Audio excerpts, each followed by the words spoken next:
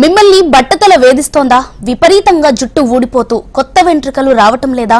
నేటి యువతను ఎక్కువగా ఆందోళనకు గురి చేస్తున్న సమస్య ఇది. గతంలో 40 ఏళ్లు దాటిన వాళ్లలో కనిపిస్తే ప్రస్తుతం యువతలో ఈ లక్షణాలు ఎక్కువగా కనిపిస్తున్నాయి. దీంతో యువతలో మానసిక సమస్యలు పెరుగుతున్నాయి. ఇందుకు బట్టతల ఎందుకు వస్తుంది? దానికి ఎలాంటి ట్రీట్మెంట్ ఉన్నాయి? Watch this story.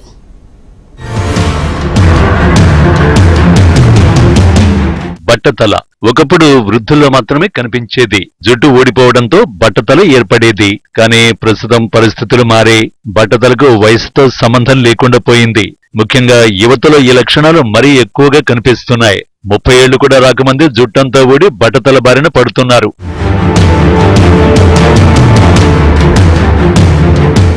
24-35 మధ్య వయస్సు కలిగిన యువతలో ఎక్కువగా బట్టతల సమస్యతో బాధపడుతున్న వారి సంఖ్య ఇటీవలి కాలంలో పెరిగింది. ఒకప్పుడు వయసు రీత్యా వంశపారంపర్యంగా ఈ బట్టతల కనిపించేది. కానీ ప్రస్తుతం కాలుష్యం, ఆహారపు అలవాట్లు మారడం, జన్యుపరమైన లోపాలు, ఇష్టారాజ్యంగా టాబ్లెట్ల వాడకం లాంటివి యువతలో బట్టతలకు ప్రధాన కారణంగా మారుతున్నాయంటున్నారు డెర్మటాలజిస్టులు. హెయిర్ బాల్డింగ్ అనేది మల్టిపుల్ రీజన్స్ ఉంటాయి. ఫస్ట్ మెయిన్లీ స్ట్రెస్ ఒకటి, దాని తర్వాత మనం తీసుకునే ఫుడ్ కానివ్వండి, ఇంకా మేల్ ప్యాటర్న్ బాల్డింగ్ అంటే మన ఫ్యామిలీలో ఫాదర్ సైడ్ కానివ్వండి, మదర్ సైడ్ కానివ్వండి, ఈ బాల్డింగ్ ప్యాటర్న్ అని ఉంటే ఇంకా మనకి కొంచెం యంగ్ ఏజ్లో వస్తుంది. అంటే సేమ్ మన ఇంట్లో మన పెద్దోళ్ళకి 40sలో వచ్చింది అంటే నెక్స్ట్ జనరేషన్కి 30sలో వస్తుంది.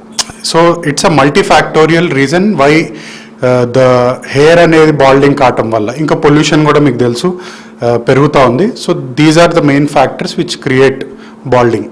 B12 డెఫిషియన్సీ కానివ్వండి, అమ్మాయిలకి ఐరన్ డెఫిషియన్సీ కానివ్వండి, ఇవి మనం డైట్లో కొంచెం చేంజెస్ చేసుకొని మల్టీవైటమిన్స్ ఇలాంటివి తీసుకుంటే సరిపోతుంది. అదే ఇప్పుడు మేల్ ప్యాటర్న్ బాల్డింగ్కి వచ్చామనుకోండి, వాళ్ళకి there are other things like minoxidil, finasteride ఇలాంటి కొన్ని మెడికేషన్స్ ఉంటాయి. దానివల్ల వాళ్ళకి హెల్ప్ అవుతుంది.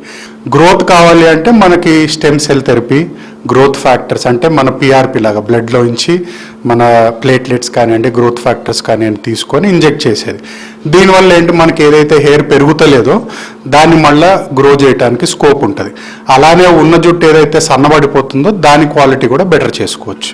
ఈ జనరేషన్ లో బట్టతల సమస్య ఎక్కువ కావడంతో జుట్టు ఓడిపోతున్న వారి కోసం ప్రత్యేక క్లినిక్లు వెలుస్తున్నాయి. బట్టతలను తొలగించడానికి మందులే కాకుండా ప్లాస్మా థెరపీ కూడా చేస్తున్నారు. ఇందులో తలపై కొత్త వెంట్రుకలు పెంచే ప్రయత్నం చేస్తారు. పురుషుల్లో బట్టతల రావడానికి టెస్టోస్టెరిన్ ప్రధాన కారణమని నిపుణులు చెబుతున్నారు. దీనివల్ల టెస్టోస్టెరిన్ డీహైడ్రో టెస్టోస్టెరిన్ గా మారి వెంట్రుకలు రాలిపోగా కొత్తగా రాకపోవడంతో బట్టతల ఏర్పడుతుంది. యుక్త వయసు వచ్చిన తర్వాత జన్యులోపాలను, ఇంట్లో ఎవరికైనా బట్టతల ఉంటే ముందస్తుగా వైద్యులను సంప్రదించాలని సూచిస్తున్నారు వైద్యులు.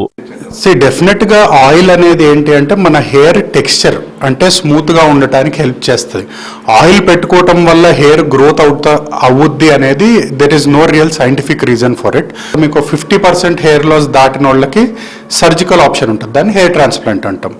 సో మనకేంటి డైట్ నుంచి, హోమ్ కేర్ మెడికేషన్ నుంచి, ఇన్ క్లినిక్ ప్రొసీజర్స్ నుంచి surgical procedure, these are the 4 different ways how we generally treat hair loss. Vitamin A, C, D, E, biotin, iron సమృద్ధిగా ఉండే సమతుల్య ఆహారం తీసుకుంటే జుట్టు పెరుగుదలను ప్రోత్సహించి బట్టతల ప్రమాదాన్ని తగ్గిస్తుందట. గుర్తింపు పొందిన క్లినిక్ వైద్యుల పర్యవేక్షణలోనే ట్రీట్మెంట్ తీసుకోవాలని సూచిస్తున్నారు నిపుణులు. బట్టతల వచ్చిన యువకులు ఆత్మన్యూనతకు లోనై మానసిక సమస్యలు ఎదురయ్యే అవకాశం ఉందంటున్నారు.